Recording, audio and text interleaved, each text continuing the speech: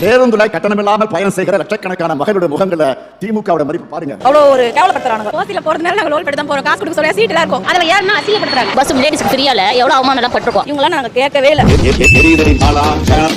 மாதந்தோறும் 1000 ரூபாய் உரிமை தொகை பெறக்கூடிய 1 கோடிக்கும் அதிகமான என்னோட சகோதரிகிட்ட கேளுங்க திமுக மதிப்பு. எத்தனை தடவை தெரியுமா ஒரு 10-15 நாள் ஆளுங்க கிச்சி படம் ஆயிடுச்சு. எங்களுக்கு சித்தா வேலை பாக்குறவங்க, வீட்டு வேலை பாக்குறவங்க, தட்டு ஓட்டவங்க, தையல் வேலை பாக்குறவங்க இவங்களுக்கெல்லாம் கிடைக்கும். ஆனா கட்சிக்காரங்களுக்கு கிடைச்சிருக்குது. இந்த கட்சிக்காரங்க மட்டும் தான் வாங்குறாங்க. நீங்க ஏன் கேக்குறீங்க? நீங்க கட்சிக்காரங்களை பார்த்து கேளுங்க. ஆட்சிக்கு வரணுங்கிறதுனால கொடுக்கறேன்னு சொல்லி உள்ள என்டர் ஆயிடுறாங்க. தகுதி இருக்கிறவங்க இல்லாதவங்க பிரிச்சு தான் தருவாங்க. அது எப்படி? நாங்க வந்து கௌரவமா தான் இருந்தோம். எங்க இன்னைக்கு வந்து கொடுக்கறோம்னு சொல்லி கூப்பிட்டு இப்போ ஏன் அசிங்கப்படுத்துறீங்க?